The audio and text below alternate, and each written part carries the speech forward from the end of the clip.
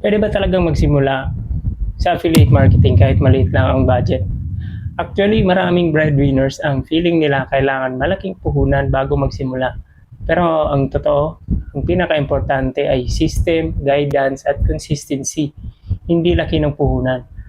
Ang mindset na malaki ang kailangan, minsan nag-hold back sa'yo para from trying opportunities na pwedeng makatulong sa'yo.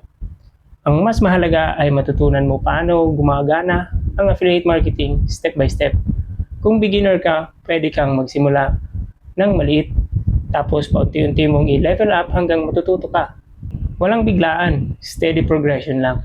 If gusto mong makita paano ito ginagawa sa Clicknomics affiliate marketing nang hindi nalulunod sa gastos, you can join the program para guided ka properly.